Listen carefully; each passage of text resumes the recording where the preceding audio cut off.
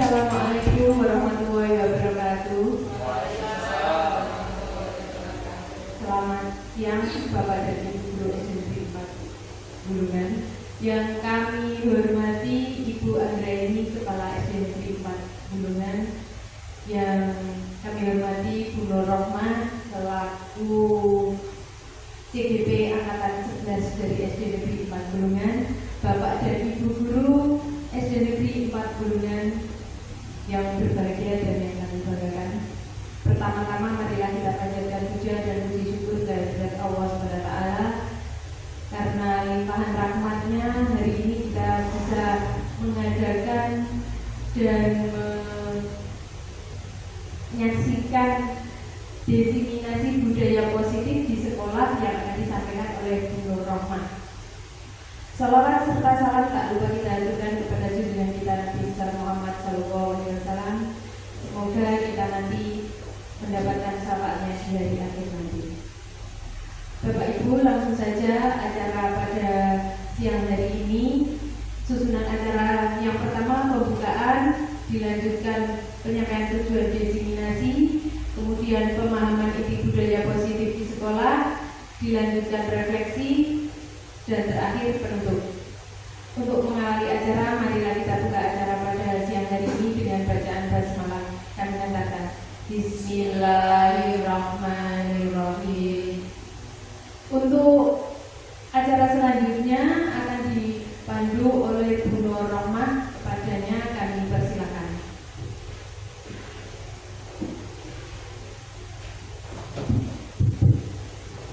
Terima kasih. Assalamualaikum warahmatullahi wabarakatuh. Yang kami hormati Ibu Anggraini selaku Kepala SMP 4 Bulungan.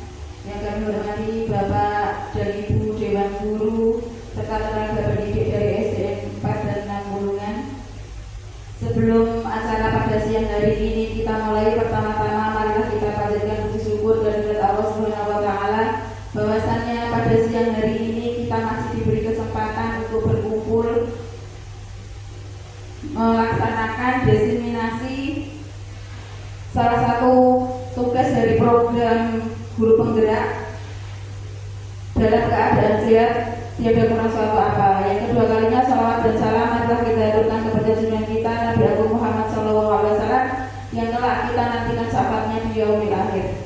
Bapak dan Ibu yang kami hormati, saya mengucapkan terima kasih kepada Bapak dan Ibu yang telah bersedia meluangkan waktunya untuk mendampingi saya dalam acara diseminasi budaya positif hasil pendidikan dari guru penggerak Angkatan 11 Kabupaten Jepara.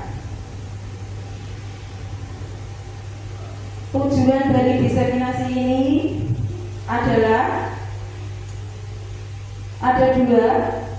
Yang pertama, guru memahami pentingnya mengetahui kebutuhan belajar dan lingkungan yang memfasilitasi seluruh individu di sekolah agar dapat meningkatkan kompetensinya secara aman dan nyaman. Kemudian yang kedua, guru mampu menggerakkan komunitas sekolah untuk bersama-sama mengembangkan dan mewujudkan visi sekolah yang berpihak pada murid dan berlandaskan nilai-nilai kebajikan universal. Dari tujuan yang ingin dicapai dalam acara siang hari ini, menurut Bapak Ibu Guru, mengetahui kebutuhan belajar di lingkungan sekolah kita dengan memfasilitasi seluruh individu di sekolah agar meningkatkan kompetensi secara aman dan nyaman. Ini fasilitasnya berarti sudah di sekolah kita menurut Bapak Ibu itu sudah tersedia atau belum? Fasilitas belum sepenuhnya, tapi sebagian sudah ada ya Pak Ibu. Kemudian ini nanti yang kedua, kita bersama-sama mengembangkan dan mewujudkan visi sekolah yang berpihak pada murid dan berlandaskan nilai-nilai kebajikan universal. Untuk nilai-nilai kebajikan universal nanti akan bisa Bapak Ibu pelajari bersama dengan saya di materi yang akan saya sampaikan pada siang hari ini.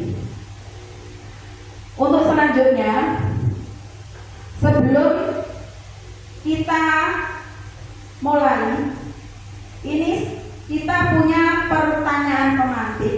Mari kita renungkan bersama dan kita jawab bersama-sama. Jawabannya hanya dua, setuju atau tidak setuju. Untuk jawaban untuk soal yang pertama, hukuman dapat mendisiplinkan anak. Setuju atau tidak? Tidak setuju. Tidak setuju. Dia kok diam saja? Tidak. Oke. Terus yang kedua, pemberian hukuman dengan hal positif seperti membaca atau membersihkan halaman sekolah itu dapat meningkatkan disiplin anak. Setuju atau tidak setuju? Pak Imam tidak setuju. Kalau Bu Ani setuju. Bisa diberikan alasannya, Bu? Monggo.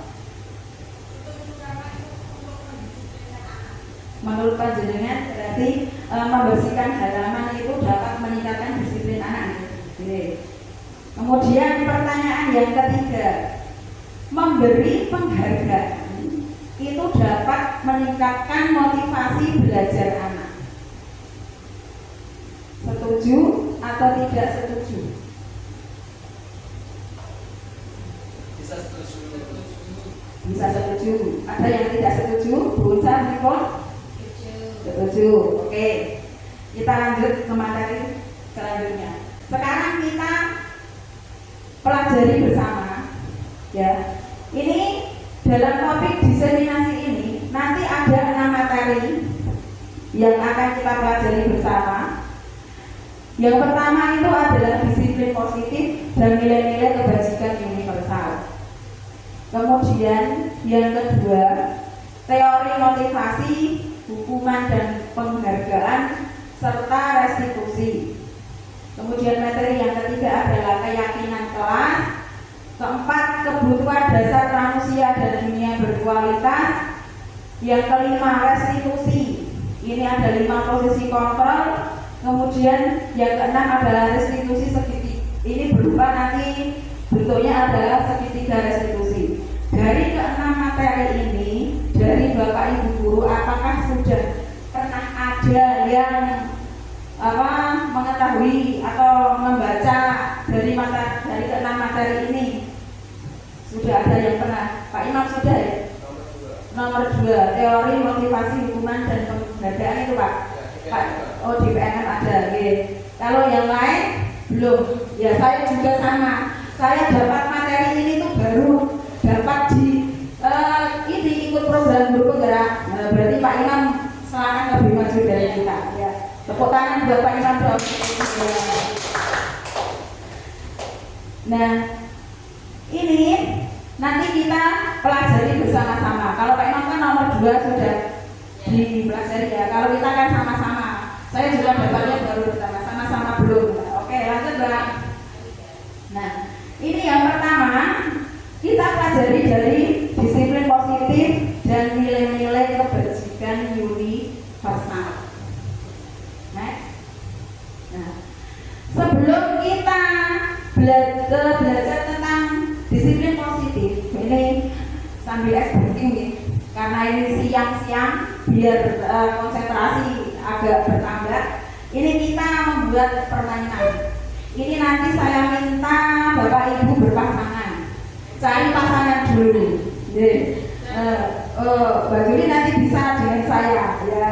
Nah, ini permainan kita siang hari ini adalah kegiatan kepalan tangan ya.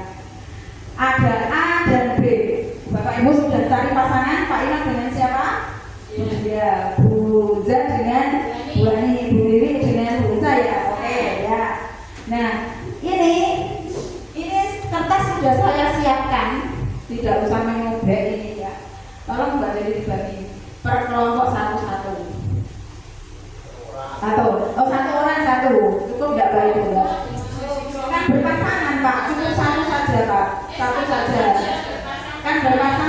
Berarti satu pasang satu kertas.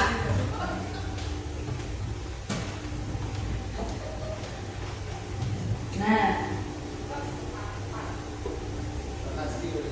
soberan dari kertas dituliskan benda. Selanjutnya, ya, ini Bapak Ibu tuliskan benda atau sesuatu yang menurut Bapak Ibu itu sangat berharga. Sangat berharga. Kalau diminta orang lain tuh jenengan mesti eman-eman. Sangat berharga.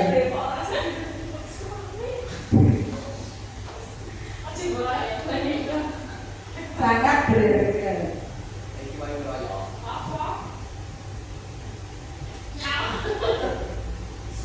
Sudah. Sekarang buatlah sebuah kepalan. Nah, kertasnya ini kan tadi digenggam, kemudian dibuat sebuah kepalan. Kemudian teman yang satu tadi, pasangan yang tidak nulis tadi ya, berusaha dengan sekuat tenaga dengan berbagai cara meminta, memberikan benda tersebut supaya yang mengepal ini diberikan kepada jenengan. Jenengan bisa membujuk, mengancam, menghaji, merayu, menyuap atau apa saja. Bagaimana caranya jenengan biar mereka itu pasangan Anda itu bisa membuka kepala tangan Anda. Bisa dimulai ya? Ya. Ayo, monggo. Ayo. Jual mahal ya? Jual mahal. Ayo. Sudah, ya. Ayo, berharga yang sangat berharga. Usahakan supaya dia bisa boleh membuka kepala tangannya itu.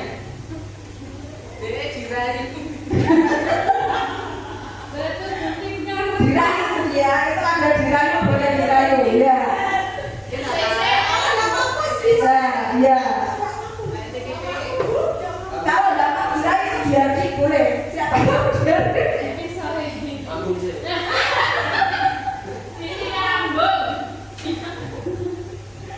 Bagaimana? Sudah ada yang berhasil atau belum? Belum. Nah, apa yang terjadi berarti? Gagal. Tidak ada yang mau membuka kepala tangan. Tidak ada. Nah, sekarang kita analisis bersama. Yang pengen membuka itu yang tadi kan dengan sekuat tenaga, tadi kan dirayu dengan apa tadi dibujukkan, tidak mau kan? Nah, berarti yang bisa membuka kepala tangan ini siapa? Diri sendiri. Ya, diri sendiri ya, diri sendiri. Nah, coba bisa dibocori sedikit, ditulis Pak Imam tadi ya Pak, kok sampai tidak mau diberikan kepada dia. Oh nyawa kalau diberikan ke dia ya. Kalau beda apa Bu? Oh suami. Kalau Bu Unsa? Iman. Ya berarti kan yang mendapatkan memang dari saya. Nah berarti kan posisi kita yang mengontrol supaya bisa ya, supaya ini apa bisa dibuka atau enggak kan yang mengontrol kan diri kita sendiri. Oke lanjut Mbak. Nah, sudah. Terima kasih ya. Nah ini kita belajar tentang perubahan paradigma teori kontrol atau teori pilihan, biasa dikenal dengan ilusi kontrol. Menurut kita ya, ini ilusi mengontrol murid, bahwa guru itu mengontrol murid. Kemudian yang kedua, ilusi bahwa kritik dan membuat orang merasa bersalah itu dapat menguatkan karakter. Berarti kritik itu kan apa? Menyalahkan. Itu apakah memang benar merasa dapat menguatkan karakter? Kemudian yang ketiga, ilusi bahwa semua penguatan positif itu efek Kemudian yang keempat, ilusi bahwa orang dewasa memiliki hak untuk memaksa. Menurut jenengan, yang selama ini kita sebagai guru itu kita merasa ilusi kontrolnya seperti ini atau bukan? Dari keempat ini ada yang melekat pada diri kita atau bukan? Ada satu dan dua. Ya, ada satu dan empat ilusi mengontrol murid ya. Kemudian yang keempat ilusi bahwa orang dewasa memiliki hak untuk memaksa. Tadi kan ilusi tadi ya. Ini diubah paradigmanya dari yang sebelumnya stimulus respon menjadi teori kontrol atau teori pilihan.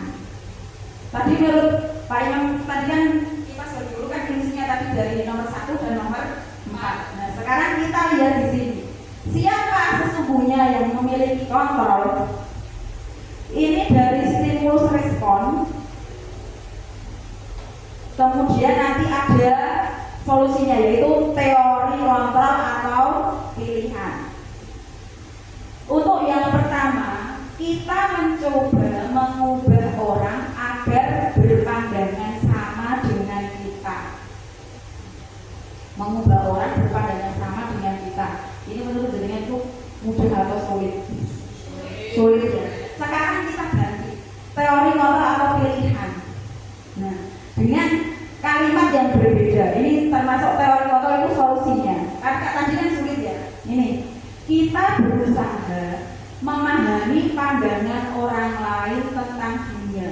Dari kalimat stimulus respon kemudian diganti kontrol pilihan. Menurut jenengan itu lebih mudah dilaksanakan yang mana? Lebih mudah. Ya, tapi kan maksudnya kalau kita berusaha memahami pandangan orang kan kayaknya menurut saya ya itu ya hubungan dengan diri kita sendiri kan lebih mudah Pak. Kalau kita mengubah orang berpandangan dengan sama dengan kita itu kan sulit ya, malah nanti jadinya bentrok Pak. Malah nanti kita apa ya tukaran ya betul.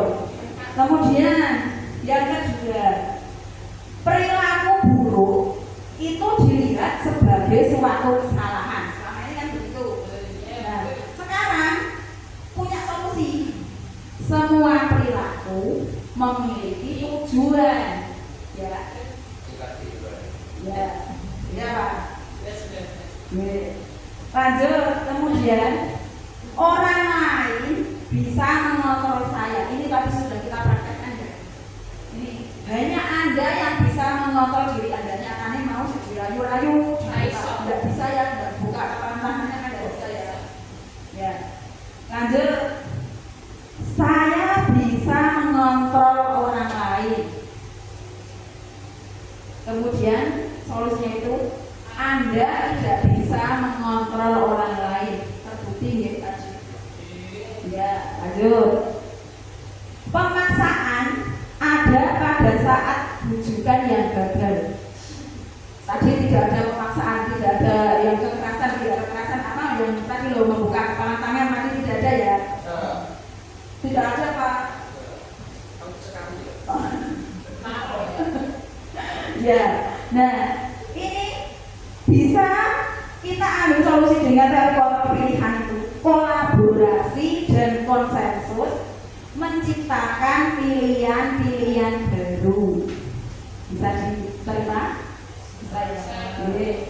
Oke. Selanjutnya model berpikir menang atau kalah. Nah, ini teori kontrolnya. Model berpikir menang.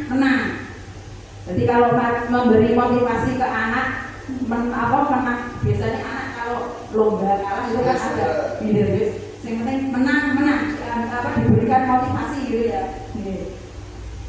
Dari teori kontrol atau pilihan, teori kontrol atau teori pilihan ini, menurut Bapak Ibu berarti kata-kata yang tadinya itu bersifat negatif bisa diubah dengan kalimat yang positif. Nah, dengan ini kalimat positif, ini tujuan apa untuk mengarah ke tujuan ini menurut jenengan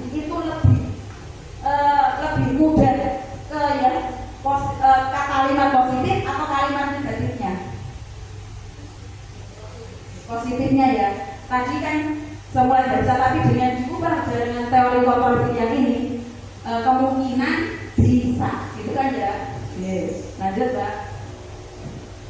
Nah, di sini disiplin positif ini teori pilihan itu menurut Dr. William Bresser.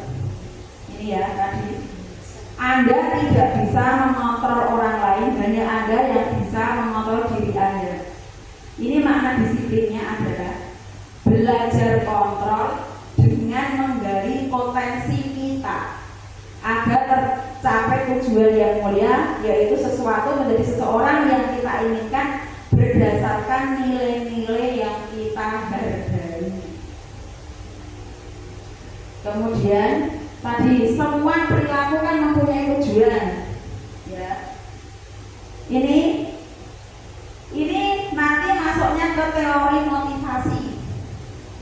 Teori motivasi untuk menghindari hukuman, untuk mendapatkan imbalan. Nah, ini motivasi ini untuk yang menghindari hukuman dan mendapat imbalan ini dari diri kita sendiri, termasuk disebut motivasi intrinsik. Ekstrinsik ya, maaf. Dari luar ya, menghindari hukuman kan. Kalau tadi semua perilaku memiliki tujuan tadi loh. Misalnya ada anak, aku tidak mano, berarti kan aku tidak mau dihukum, gitu kan? Kemudian ini yang ketiga, untuk menghargai diri sendiri. Menghargai diri sendiri ini nanti masuknya ke nilai-nilai kebajikan universal. Nah, ini bisa kita buat, kita sampaikan ke anak-anak dengan membuat keyakinan kelas. Kemudian untuk yang model berpikir menang-menang tadi, nah ini dengan 5 posisi kontrol. Ini nanti kita akan tahu posisi kontrol itu ada yang sebagai penghukum, pembuat rasa bersalah, sebagai teman, atau sebagai pemantau, dan yang kelima ini sebagai manajer. Nah, nanti sebagai guru kita diharapkan dalam ngontrol murid-murid kita itu kita diharapkan memiliki posisi sebagai seorang manajer. Nah, penerapan sebagai seorang manajer itu nanti diterapkan dengan model segitiga restitusi. Kemudian selanjutnya itu realitas kebutuhan kita berbeda. Kita berusaha memahami pandangan orang lain tentang dunia. Setiap orang memiliki gambaran berbeda. Nah, ini nanti kita pelajari dalam materi 5 kebutuhan dasar manusia. Ini ada untuk bertahan hidup, penguasaan, kasih sayang, dan rasa diterima, kemudian kesenangan dan kebebasan. Lanjut, Mbak. Nah, apakah makna disiplin? Disiplin ini berasal dari bahasa Latin. Kalau menurut jenengan sebelum ada ini disiplin itu apa? Apa, Mbak? Tertib kan ya? Tertib. Nah, ini disiplin itu artinya belajar. Makna asal dari kata ini berkonotasi dengan disiplin dari murid-murid.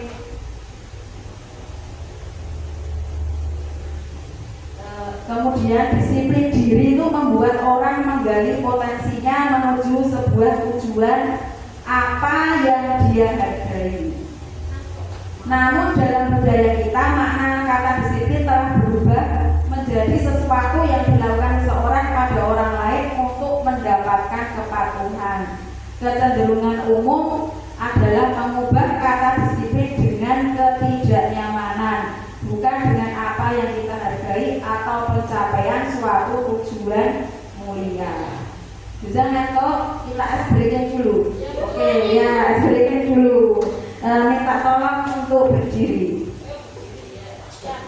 Ya, berdiri Pak, berdiri.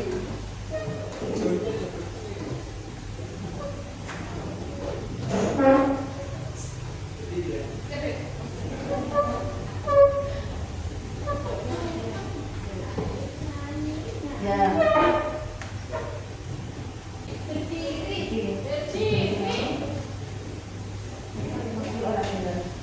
Nah, senang otak dulu ya. Senang otak.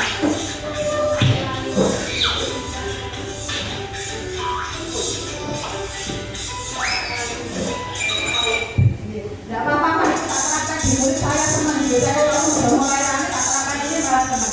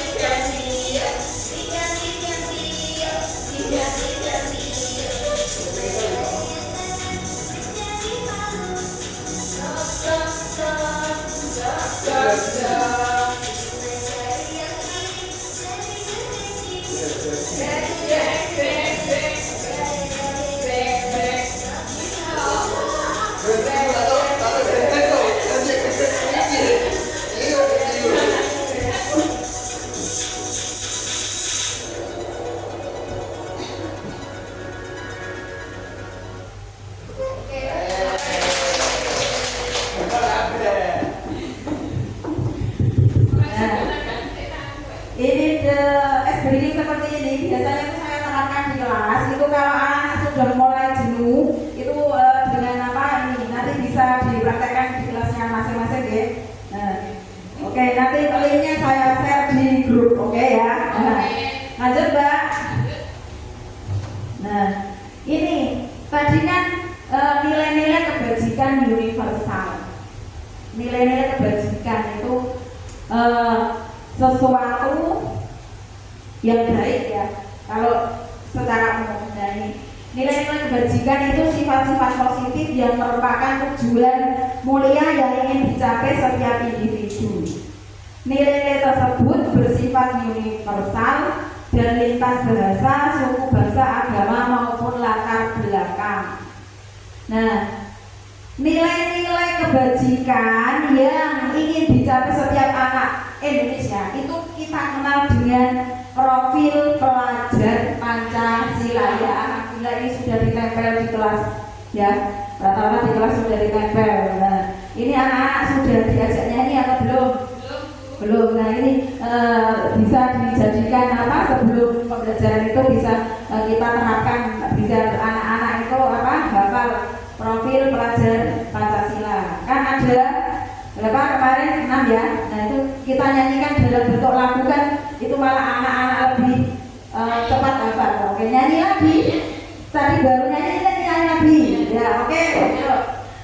Belajar Pancasila, beriman dan bertakwa pada Tuhan Yang Esa dan berakhlak mulia, berkebinekaan global, gotong royong mandiri, kreatif dan bertanggung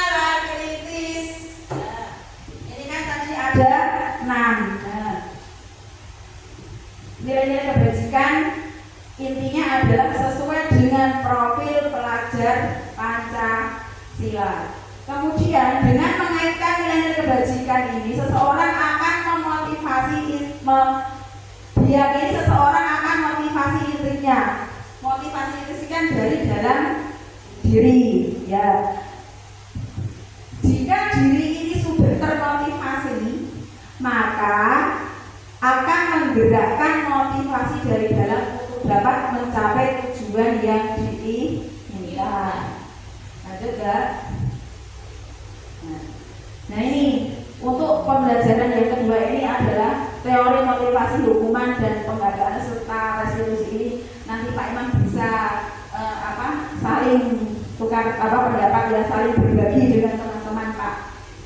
Nah, yuk lanjut. SBI-nya tadi sudah, berarti ini di skip ya. Oke, ya lanjut. Nanti ya. Nah ini teori motivasi perilaku manusia. Ini nanti Pak Imam bisa sama atau tidak dengan materi yang ada di DRM ya Pak ya. Ini ada 3 motivasi ya. Motivasi eksternal. Ini untuk menghindari ketidaknyamanan hukuman. Apa yang akan terjadi apabila saya tidak melakukannya? Saya tidak melakukan. Kemudian untuk mendapatkan imbalan dari orang lain atau institusi. Apa yang akan saya dapatkan apabila saya melakukannya? Ini termasuk motivasi eksternal.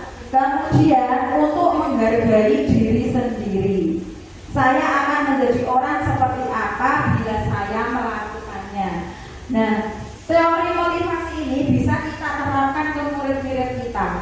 Misalnya kita dengan kita sebagai guru kan memberikan tugas itu ya. Nah, itu diusahakan untuk anak-anak itu memiliki motivasi dari dalam dirinya sendiri. Karena kalau tidak memiliki motivasi dari dalam diri sendiri itu biasanya agak sulit. Jadi kan seperti atau tidak dengan pendapat saya? Pripun Bapak Ibu? Mereka misalnya saat kita memberikan tugas, kalau tidak ada motivasi intrinsik, itu anak-anak itu agak susah untuk memiliki motivasinya itu loh. Sulit ya. Seperti contoh saja, kalau saya setiap hari itu pasti pulang sekolah itu anak-anak kan punya PR. Nah, ini kalau dia punya motivasi intrinsik, nah itu kan berarti sampai di rumah dia langsung mengerjakan ya. Tapi kalau tidak ada motivasi, saat ditanya mana PR-nya lupa. Jadi kan juga punya murid kayak gitu atau hanya saya sendiri? Punya ya. Berarti sama. Nah ini tugas kita sebagai guru. Marilah kita bersama-sama mencari solusi bagaimana mengatasi kebiasaan. Kan masuk kebiasaan buruk ya pada anak didik kita, itu bagaimana caranya nanti kita cari bersama-sama. Nah ini untuk menghindari ketidaknyamanan. Jadi kan biasanya kalau tidak ada PR itu kan ya itu dikasih hukuman. Betul. Saya juga seperti itu. Tapi nanti setelah belajar ini ini motivasi, restitusi, nanti hukuman itu ternyata tidak boleh. Selama ini saya juga sebelum kena ini juga dikasih hukuman. Kalau tidak mengerjakan PR dikasih coret gigi. Selain itu tidak boleh. Ya. Dan kemudian, apa yang akan saya dapatkan apabila saya melakukannya? Biasanya kalau menjadi mengerjakan sesuatu itu pelajaran bentuk imbalan itu seperti itu. Ada kadang juga seperti itu ya. Namanya juga manusia ya. Dibiji tambotan anak-anak seperti itu ya. Dibiji tambotan ya, bukan dibiji berarti boten turun darah. Oke, lanjut Mbak. Nah, Matok Ki Hajar Dewantara itu murid-murid itu kan kurikulum kita ini kan merdeka ya. Merdeka itu menurut Ki Hajar Dewantara itu artinya tidak hanya terlepas dari perintah akan tetapi juga cakap memerintah diri sendiri. Nah ini yang masih sulit kalau menurut saya.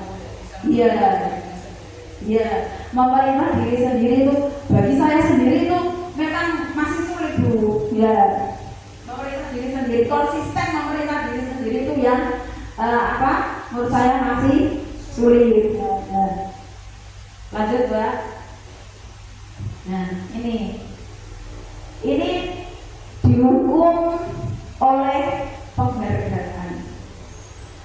Penghargaan itu kan berarti kan setelah kita melaksanakan sesuatu, berarti kan dapat penghargaan ya. Nah ini ternyata penghargaan itu bisa menyebabkan dampaknya, malah itu bisa jadi hukuman. Nah ini kita bahas bersama. Penghargaan berlaku sama dengan hukuman.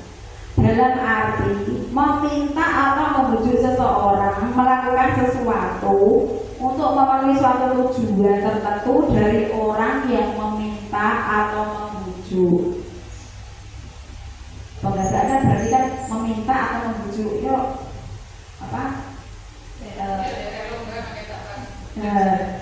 ya lomba pakai, kalau pengen lomba kan dapat gaji ya Bu, ya kan? Ya. Kemudian dorongannya eksternal dan akan ada faktor ketergantungan. Beberapa dampak dari pemberian penghargaan ini ada pengaruh jangka pendek dan jangka panjang, penghargaan yang menghukum, kemudian penghargaan mengurangi ketepatan, penghargaan tidak efektif, dan penghargaan merusak hubungan. Ini perlu diberi contoh atau mungkin Bapak Ibu sudah paham?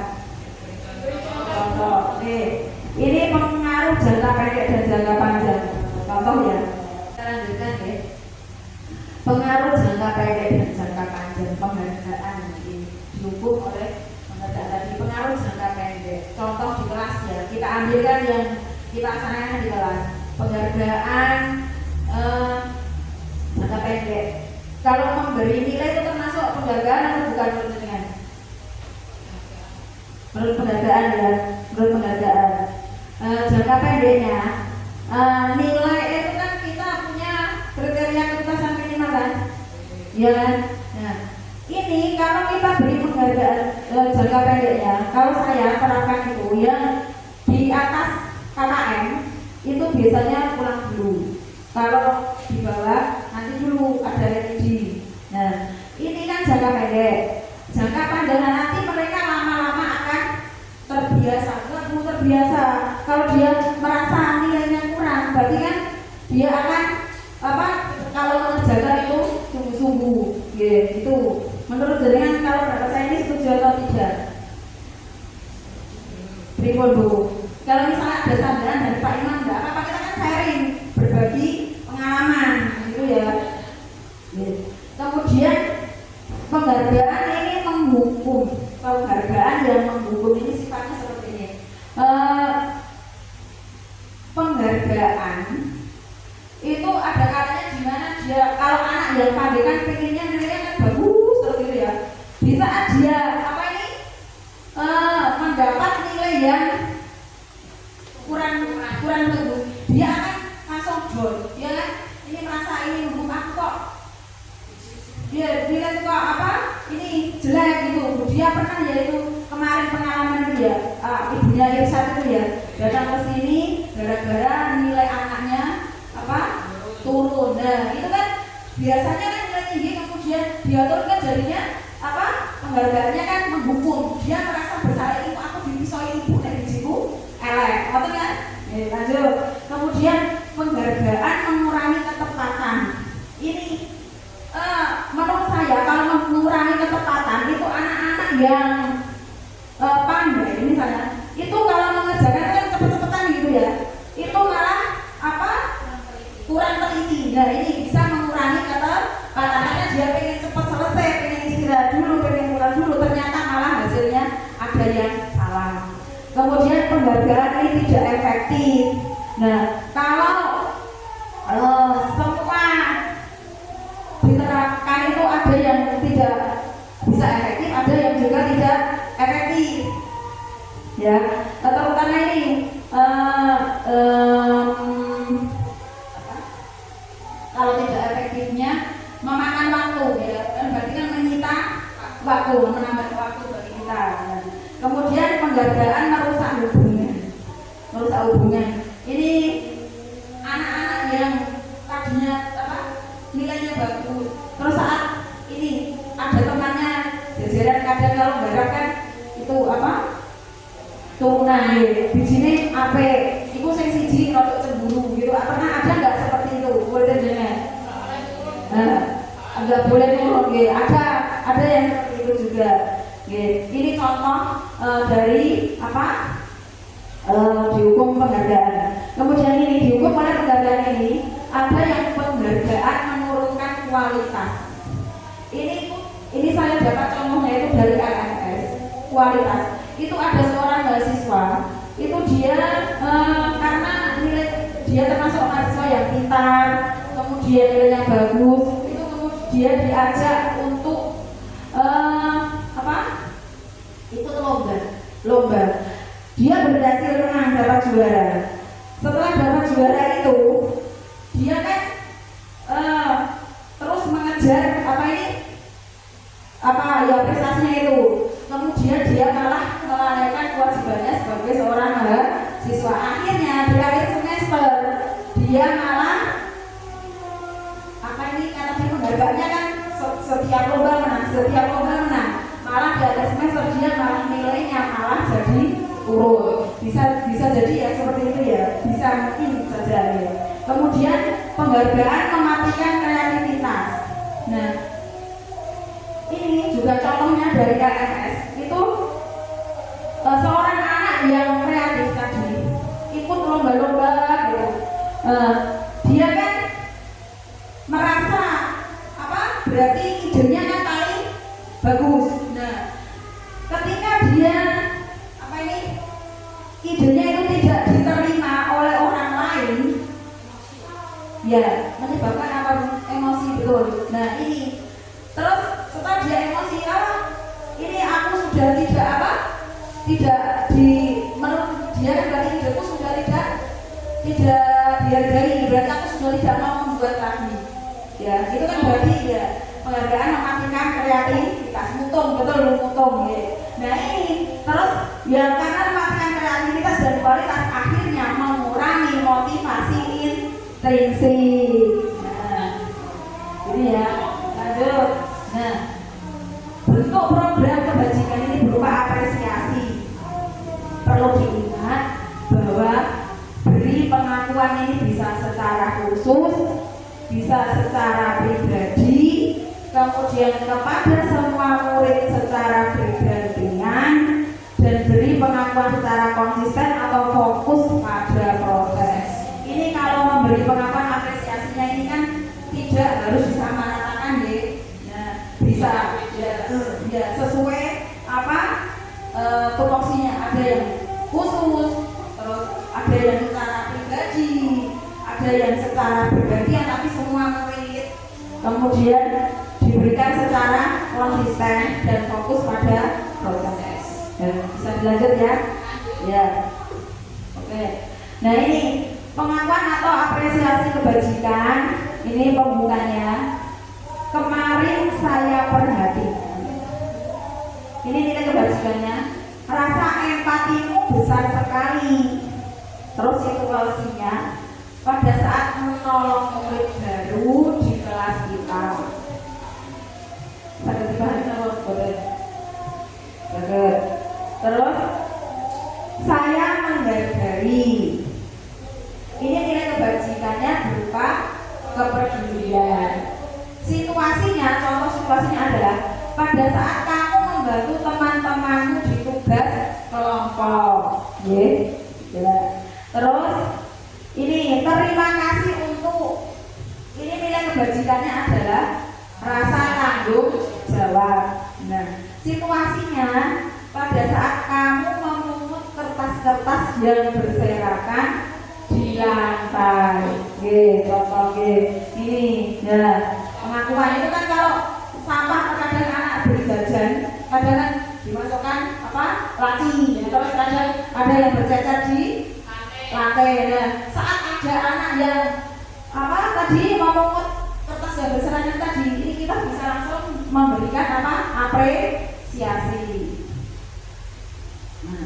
Nah ini kita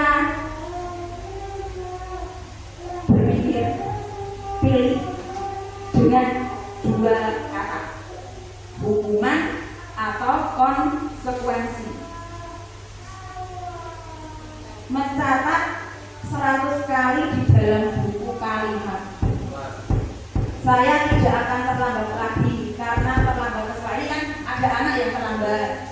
Kemudian anak itu disuruh mencatat 100 kali di dalam buku berupa kalimat.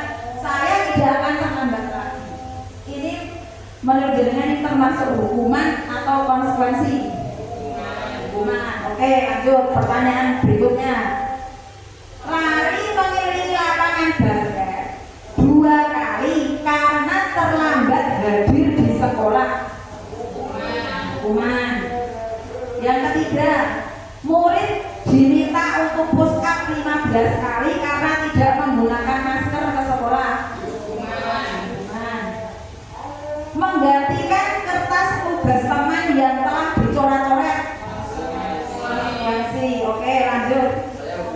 Membersihkan tumpahan air di meja tulis karena tersenggol pada saat belajar. Konsekuensi. Pak Iman hukuman. Oke, Pak Iman beda sendiri tadi. Karena Pak Iman kan tadi sudah belajar itu loh. Oke, kita belajar bersama-sama ya. Terus selanjutnya, murid disuruh untuk mengenakan sepatu seharian di sekolah karena dia tidak mengenakan sepatu hitam.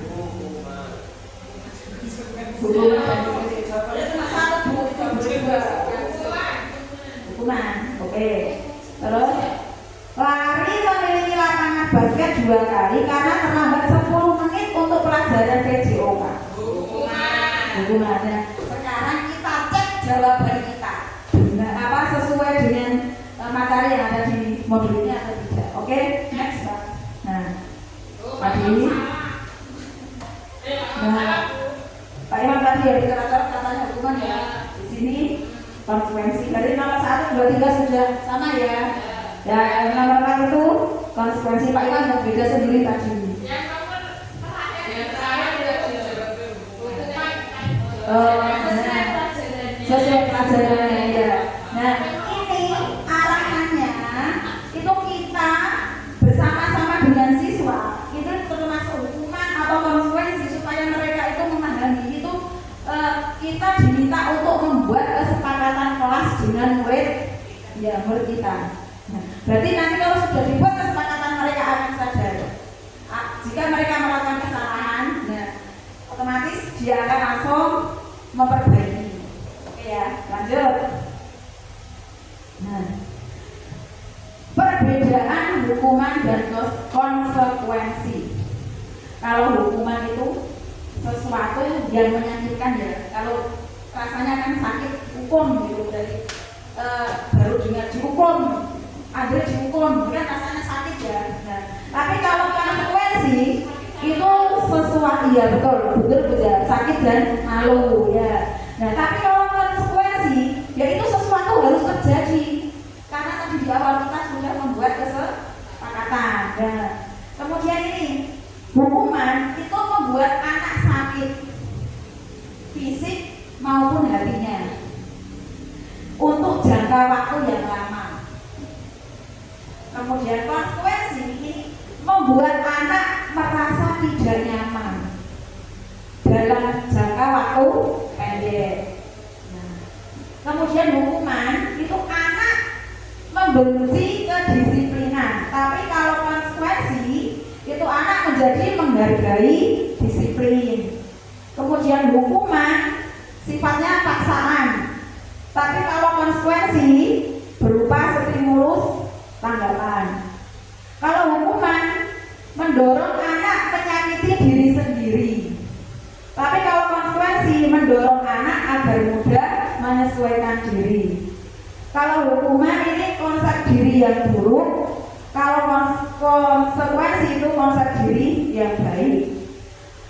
Hukuman itu anak belajar untuk menyembunyikan kesalahan, tapi kalau konsekuensi anak belajar untuk mematuhi peraturan.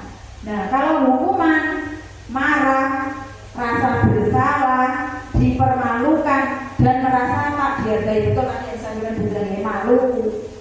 Ya, kemudian konsekuensi ini anak akan kehilangan hak. Terus dia dibuat tidak nyaman, diasingkan untuk sementara waktu, ya. Nah, ini disalur dari restitusi. Ini ya. Lanjut, restitusi. Sudah pernah mendengar kata restitusi? Sebelumnya, baru hari ini. Pak Iman sudah pernah? Lupa. Bunga sudah pernah? Sudah. Oh, Bunga sudah pernah. Nah, ini restitusi. Nah, restitusi adalah proses menciptakan kondisi bagi murid untuk memperbaiki kesalahan mereka, sehingga mereka bisa kembali pada kelompok mereka dengan karakter yang lebih kuat. Kemudian restitusi juga merupakan proses kolaboratif yang mengajarkan murid untuk mencari solusi untuk masalah mereka dan membantu murid berpikir tentang orang seperti apa yang mereka ingin menjadi tujuan mulia dan bagaimana mereka harus memperlakukan orang lain. Ini bisa dipahami.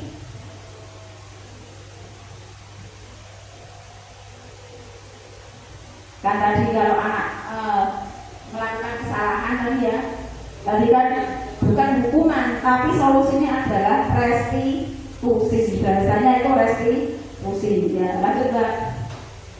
Nah, hukuman itu kan menyebabkan identitas gagal. Kalau disiplin, identitas sukses. Ini konsekuensi dan restitusi. Ini contohnya, tadi kan hukuman tadi kan sesuatu yang menyakitkan harus terjadi ya. Kalau konsekuensinya kan sesuatu harus terjadi. Nah, restitusinya itu merupakan pilihan. Kemudian tidak nyaman untuk murid anak untuk jangka panjang. Tadi kalau konsekuensi kan tidak nyaman untuk murid untuk jangka pendek. Solusinya yaitu menguatkan untuk murid anak dalam jangka waktu panjang.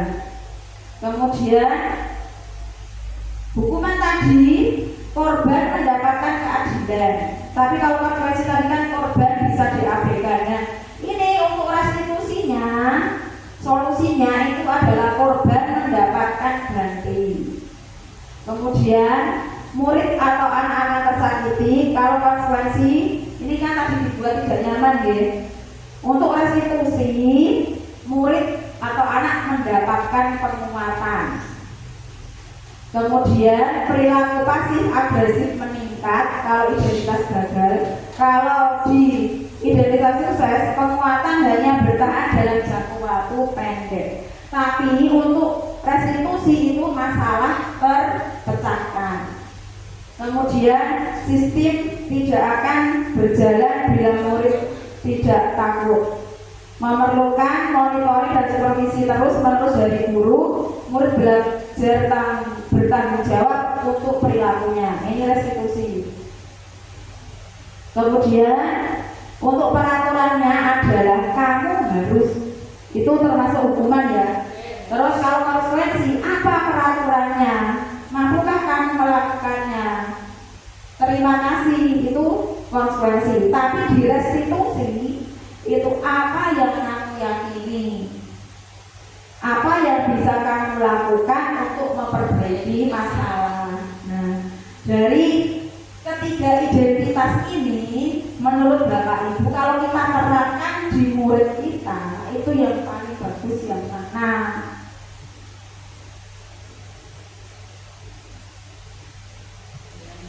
Restitusi ya, yang restitusi kan ya, dari yang restitusi. Masalah terpecahkan, ya betul. Lanjut Mbak. Nah ini 9 Satu, bukan untuk menebus kesalahan, namun untuk belajar dari kesalahan. Kemudian yang kedua, memperbaiki hubungan. Yang ketiga, tawaran bukan paksaan. Jadi kita menawarkan, tidak langsung dipaksa, ya. Menawarkan, ya, menawarkan ke anak. Maunya seperti apa? Tuh. Oke. Kemudian restitusi menuntut untuk melihat ke dalam diri. Yang kelima, restitusi mencari kebutuhan dasar yang mendasari tindakan. 6. Restitusi diri adalah cara yang paling baik. Kemudian restitusi fokus pada karakter, bukan tindakan. Yang kedelapan adalah restitusi fokus pada solusi. Kemudian yang kesembilan, restitusi itu mengembalikan murid yang berbuat salah pada kelompoknya. Jadi dia itu tidak merasa dikucilkan, dia tetap akan kembali ke kelompoknya. Terus kalau selama ini kan murid yang dihukum biasanya kan dibully teman-temannya, ya. Nah itu nanti arahannya itu kita jangan membuat anak seperti itu, gitu ya. Oke, lanjut, Mbak. Nah ini caranya, ini dengan membuat keyakinan kelas, membuat keyakinan kelas. Nah, lanjut. Nah, mengapa tidak peraturan saja? Kalau selama ini kan kita yang tahu kan tata tertib termasuk peraturan, ya. Tapi ini, mengapa tidak peraturan saja? Mengapa harus keyakinan kelas? Peraturan itu kalimatnya diubah menjadi keyakinan kelas. Berarti itu disepakati semua anggota kelas. Berarti semua siswa menyepakati. Nah, ini kita coba menjawab pertanyaan. Mengapa kita tidak memiliki peraturan harus menggunakan helm bila mengendarai roda 2? Mengapa kita memiliki peraturan harus menggunakan helm mengendarai kendaraan roda 2? Kan ada peraturan begitu, ya. Kalau kita mengendarai sepeda motor kan roda 2, ya harus memakai helm. Mengapa? Menurut jenengan? Demi keamanan, demi keselamatan, ya. Oke. Lanjut pertanyaan berikutnya. Mengapa kita memiliki peraturan 3M? Menggunakan masker, mencuci tangan, dan menjaga jarak 1,5 meter. Ini kalau kemarin diterapkan saat pandemi masuk, ya, COVID. Karena ini kan materinya itu ada sudah dulu, ya. Kemudian mengapa kita memiliki peraturan harus datang tepat waktu pada saat mengikuti pelatihan? Mengapa harus datang tepat waktu? Biar tidak ketinggalan materi. Nah, yang jenengan jawab tadi itu kan termasuk nilai keyakinan, ya. Nilai keyakinan untuk mendukung motivasi intrinsik. Jadi aku kalau tidak pakai helm, nanti kalau ada apa-apa di jalan, terutama melindungi kepala, karena kepala kan paling anggota tubuh yang paling rawan. Kan ada ukuran sedikit langsung bahayanya banyak sekali, ya, dan kemana-mana. Jadi kan kita, berarti kalau aku keluar naik motor harus pakai helm. Ini keyakinan itu kan ini menjadi motivasi intrinsik. Nah, keyakinan motivasi itu ini lebih menggerakkan seseorang dibandingkan mengikuti serangkaian peraturan. Nah, ini tadi setelah kita membuat keyakinan bersama-sama dengan anak-anak, itu mereka pasti akan termotivasi dari dalam dirinya sendiri. Lanjut, Pak. Nah, ini. Nah, kan peraturan kelas tadi, ya, peraturan kelas, kemudian ada keyakinan kelas. Peraturan kelas diubah menjadi apa tadi?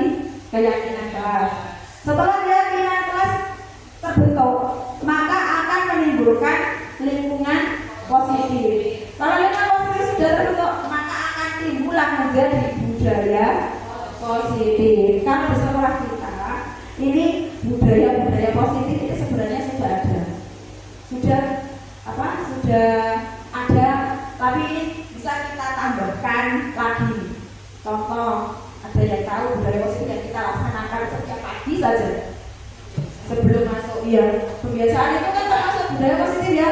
Anak baris di depan kelas, kemudian itu kan melatih baris berbaris kedisiplinan ya. Ya, terus saling dengan bapak ibu guru sebelum masuk kelas itu kan juga termasuk budaya positif. Berarti kesopanan kan, sopan santun itu termasuk budaya positif juga. Kemudian menyanyikan lagu sebelum kita masuk kelas itu saat baris, membaca Asmaul Husna. Terus menyanyikan lagu Indonesia Raya dan Lagu Jepara itu juga termasuk budaya positif. Nah, ini perlu kita lestarikan. Lanjut, Mbak.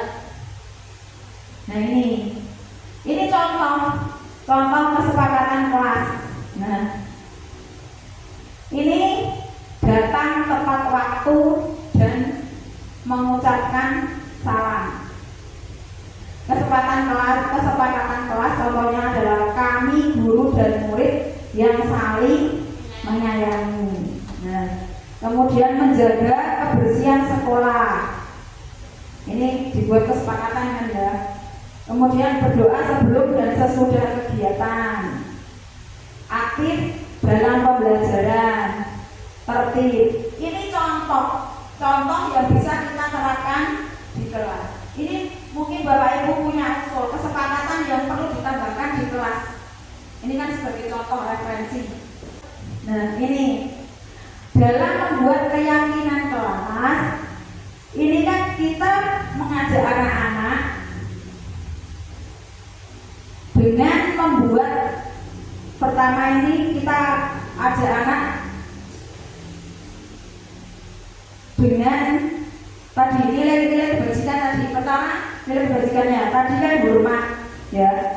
Hormat itu kami meyakini bahwa sangat penting untuk menghormati semua orang dan barang milik orang lain. Jadi kalau anak SD bisa lebih dipersingkat kalimatnya. Contoh kalau hormat, kalimatnya kan bisa dibuat menghormati menghormati orang lain ya kan, contohnya ya menghormati guru dan teman, bisa dibuat seperti itu ya kalimatnya. Kemudian belum sampai itu. Nah, ini bekerja. Kalau ini kami yakini bahwa sangat penting mengerjakan segala pekerjaan. Nah, ini kalau nilai kebajikannya tadi apa? Bekerja. Ini kita bisa membuat kalimat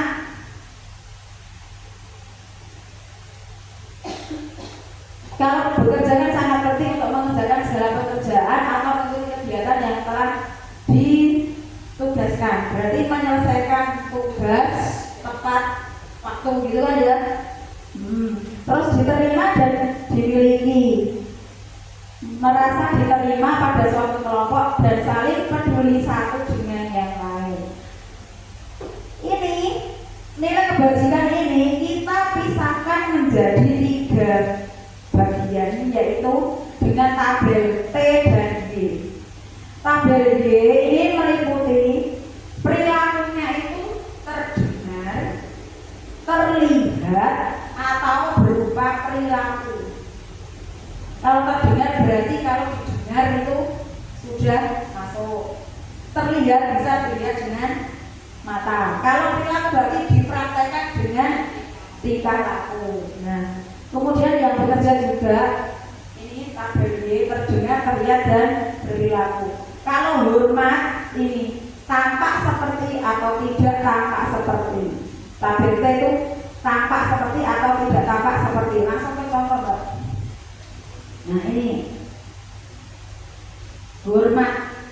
Tadi kan datang tepat waktu.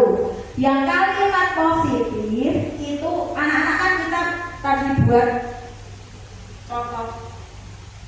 Kita membuat keyakinan kelas ini contoh praktek di sini.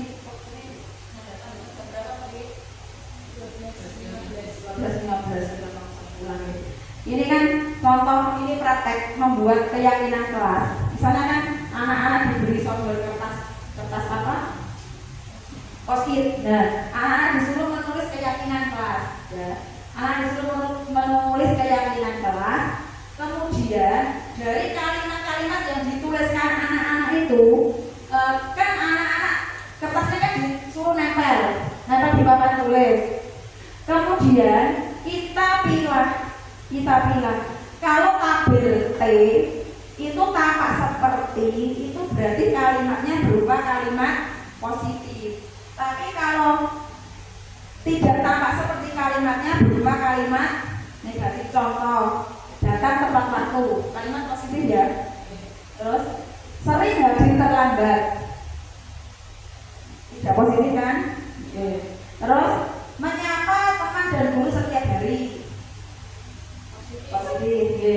Tidak acuh kepada teman dan guru, berarti kan tidak tampak seperti. Mengembalikan barang teman yang telah dipinjam dan mengucapkan terima kasih, positif. Ini tidak mengambilkan barang yang telah dipinjam dan meletakkan sembarangan. Ini kalau contoh. Jangan membuang sampah sembarangan.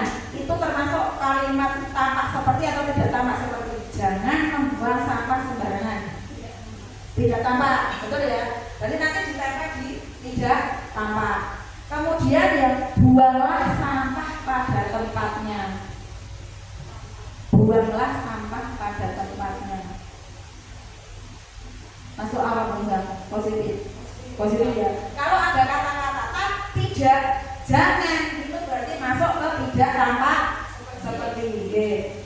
Lalu kemudian tabel B. Nah ini membuang sampah.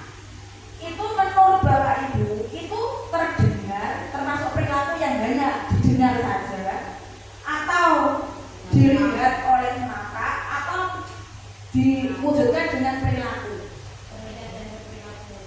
Terlihat dan berperilaku. Terus berbicara dengan sopan. Ini contoh kan ada kebajikan ya. Termasuk apa? Terdengar dan berperilaku. Kemudian contoh yang tadi berarti terlihat sudah ada contoh, terdengar sudah ada, berperilaku sudah ada. Ini contoh. Ini anak-anak nanti kita ajak membuat kesepakatan. Itu nanti kalimatnya pasti dia akan muncul sendiri-sendiri. Datang tepat waktu contoh ya. Itu. Kemudian tidak membuang sampah sembarangan, mengerjakan PR. Nah, ini sampai di sini bisa dipahami. Untuk memilah tadi loh, anak-anak diberi kertas post-it, terus disuruh nulis kesepakatan yang ini dibikin apa, terus nanti kan ditempel dikelompokkan jadi satu, terus kita pilih pakai huruf tabel. Apa tadi? T. Kemudian kita jelaskan dengan tabel ini termasuk perilaku yang hanya didengar saja atau harus dipraktekkan, dilihat dengan mata atau hanya kalau terlihatnya bisa dilihat.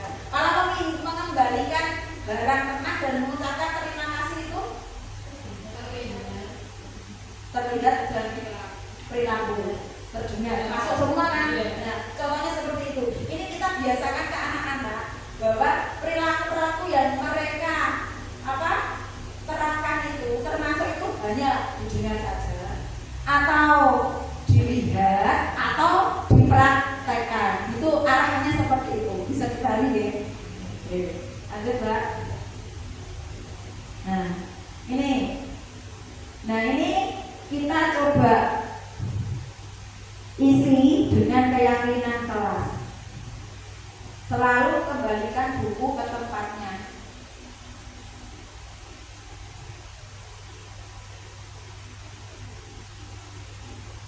Masuknya tadi terlihat, terdengar, perilaku.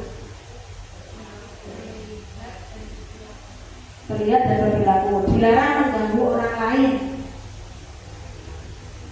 Perilaku. Hadir di sekolah 15 menit sebelum pelajaran dimulai. Perilaku. Dilarang melakukan kekerasan. Dilarang menggunakan narkoba. Bergantian atau menunggu giliran.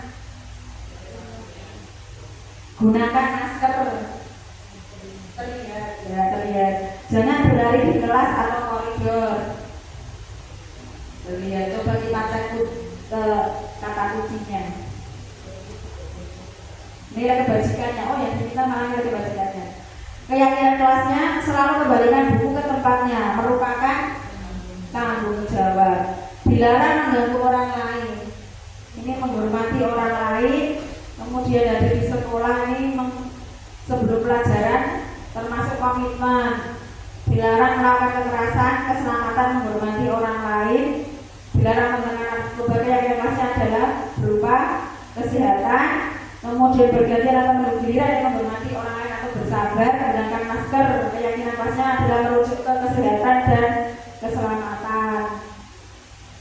Berlari di koridor keselamatan keamanan. Lanjut, Mbak. Nah, kebutuhan dasar manusia dan dunia berkualitas. Masih ada 2 materi. Kebutuhan dasar manusia ini bertahan hidup, kebebasan, cinta kasih, kekuatan, dan kebahagiaan. Lanjut, Mbak. Nah, ini kebutuhan dasar manusia tadi ini 5 tadi ya. Lanjut, posisi kontrol. Ini harusnya itu menyimak video. Menyimak video. Apa tuh rangkumannya?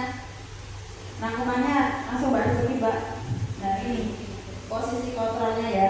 Ini tadi posisi kontrol ini kan ada 5. Penghukum, pembuat rasa bersalah, terus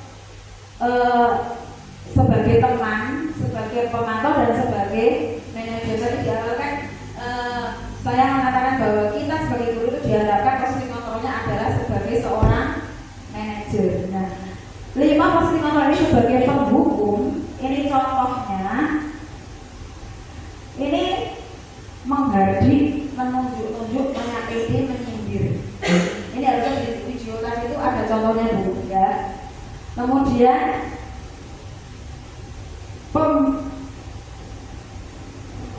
membuat rasa bersalah, ini berceramah mengatakan seharusnya aku itu begini. Ibu kecewa, itu termasuk pembuat rasa bersalah. Nah, kemudian sebagai teman, ini contohnya adalah membuatkan alasan-alasan untuk muridnya. Ayolah lakukan demi ibu. Masa kamu tidak mau? Ingat tidak ibu pernah bantu. Ini posisi sebagai teman. Kemudian untuk yang pemantau, ini menghitung dan mengukur. Contohnya, ini kalimatnya ini adalah apa peraturannya.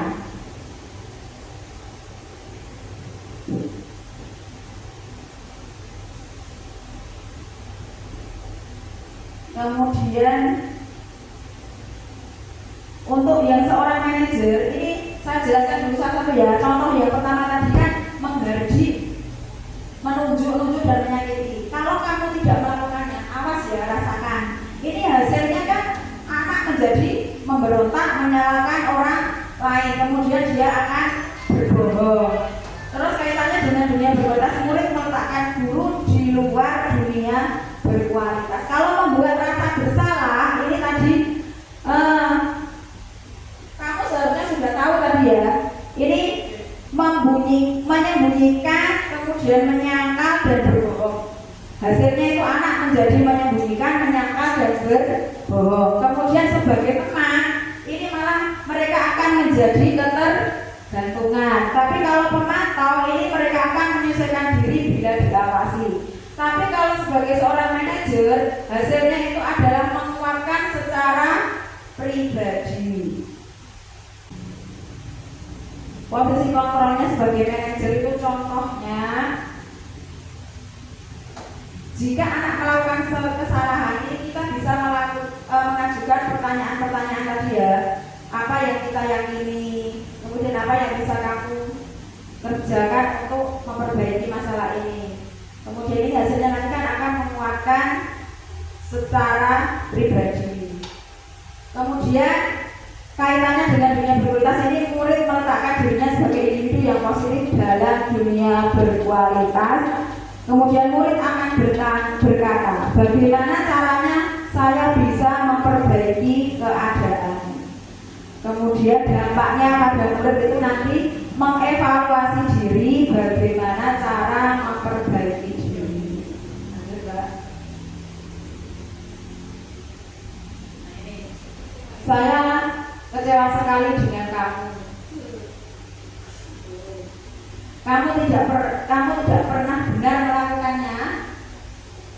Ayolah lakukan demi ibu bapak. Ini tuh yang mengatakan ini tuh sebagai penghukum, teman, pemantau, pembuat rasa bersalah, atau sebagai manajer. Jawabannya itu. Okay. Saya kecewa sekali dengan kamu. Pembuat rasa bersalah. Kamu tidak pernah benar melakukannya. Ayolah lakukan demi ibu bapak. Teman, ya teman. Apakah kamu mau mendapatkan stiker bintang hari ini? Teman. Ya, pemantau. Bagaimana kamu bisa menyelesaikan masalah ini? Manajer. Kamu selalu yang paling terakhir. Penghukum, ya. Lanjut jawabannya dilihat. Nah, membuat orang merasa bersalah. Penghukum. Tuh ya, usaha betul semua jawabannya ya. Ya. Lanjut, Mbak. Nah ini peraturan pemantau, konsekuensi hadiah. Kemudian nilai-nilai manajer tadi kan memperbaikinya ya. Kalau kamu tidak, maka saya akan titik-titik diberi hukuman untuk membuat tidak nyaman. Ini adalah peraturan atau pemantau, konsekuensi dan hadiah. Kemudian apa yang kamu yakini, bagaimana memperbaiki masalah ini. Ini adalah nilai-nilai yang diterapkan oleh seorang manajer. Nah, korban ini kita berdua mendapatkan apa yang kita butuhkan. Lanjut, Mbak. Nah ini restitusi segitiga restitusi. Ini juga harusnya lihat video. Skip, Mbak. Nah ini penerapan segitiga restitusi ini adalah ini dengan cara ada 3 tahapan. Nah, untuk menstabilkan identitas ini, kita tahapan yang pertama adalah setiap orang kan masih pernah melakukan kesalahan. Nah ini kita mencari penyebab masalahnya. Kemudian untuk menanyakan tadi kan validitas kesalahan, ini adakah cara yang lebih efektif untuk mendapatkan apa yang kamu butuhkan? Contoh pertanyaannya seperti itu. Dan ini kamu ingin menjadi orang yang seperti apa? Itu menanyakan keyakinan. Lanjut, Mbak. Nah, menstabilkan identitas. Ini contohnya adalah kalau menstabilkan identitas itu untuk membuat anak yang merasa karena berbuat salah menjadi positif terhadap dirinya. Ini guru berkata berbuat salah itu hal yang manusiawi. Tidak ada manusia yang sempurna. Bapak Ibu juga buat salah. Kita pasti bisa menyelesaikan permasalahan ini. Bapak Ibu tidak tertarik untuk mencari tahu siapa yang benar, siapa yang salah. Bapak Ibu lebih tertarik untuk menyelesaikan masalah. Kalau kamu menyalahkan dirimu sendiri terus-menerus, apakah kamu bersikap baik pada dirimu sendiri? Ini contoh-contoh pertanyaan untuk menstabilkan identitas. Lanjut. Nah, kalau pada validasi kebutuhan ini membantu murid mengenali basic atau kebutuhan dasar yang ingin dipenuhinya ketika melakukan kesalahan. Ini pada dasarnya setiap tindakan manusia tujuannya adalah memenuhi kebutuhan dasar, apakah itu termasuk penguasaan, kebebasan, kasih sayang dan rasa diterima, kesenangan atau bertahan hidup. Ini kamu bisa saja kan melakukan hal yang lebih buruk, tapi tapi kamu tidak melakukannya kan? Ini contoh validasi kebutuhan. Terus kamu pasti punya alasan mengapa melakukannya. Apa yang penting bagi kamu? Itu contoh kalimat untuk validasi kebutuhan. Kemudian lanjut ke yang menanyakan keyakinan. Nah, ini tadi kan kita sudah membuat kesepakatan tadi ya. Nah ini apa? Menanyakan keyakinan ini, anak melihat kesalahannya dihubungkan dengan norma sosial dan nilai-nilai yang mendasari manusia berinteraksi dengan orang lain. Ini kita sebagai guru untuk menanyakan keyakinan ini bisa mengucapkan contoh kalimatnya seperti ini. Apa nilai yang kita percaya di kelas atau sekolah kita? Nilai-nilai universal apa yang telah kita sepakati? Kelas yang ideal itu seperti apa sih? Kamu ini jadi anak seperti apa? Apa yang kamu rasakan ketika kamu melakukan itu? Kamu menjadi orang yang seperti apa? Ini contohnya. Nah, ini intervensi 30 detik. Bisa membantu murid kembali ke tujuan semula dengan cukup singkat dan cara non-konfrontatif oleh seorang pemantau dan manajer.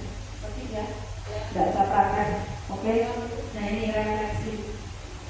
Refleksi hal baru apa yang mengubah paradigma saya yang saya dapatkan. Kemudian perasaan apa yang muncul selama mengikuti sesi ini, khususnya mengenai makna disiplin dan motivasi intrinsik. Kemudian peran Among seperti apakah yang saya telah lakukan selama mengikuti modul ini. Saya akan menjadi Among yang seperti apa setelah mengikuti modul ini. Nanti bisa ditulis di kertas post-it, bisa dilihat. Oke ya. Lanjut. Nah, sudah selesai. Terima kasih.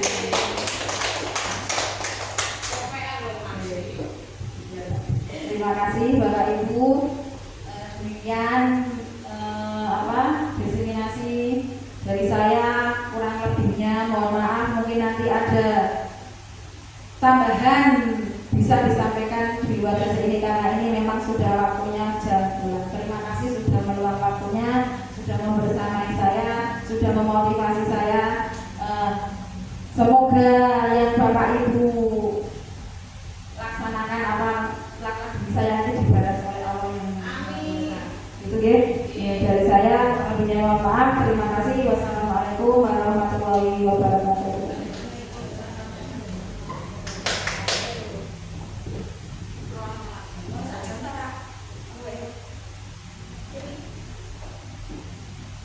Terima kasih Bu Nur. Terima kasih atas ilmu-ilmunya dari ini. Semoga bisa menambah pengetahuan dan wawasan kita semua dan demi kebaikan guru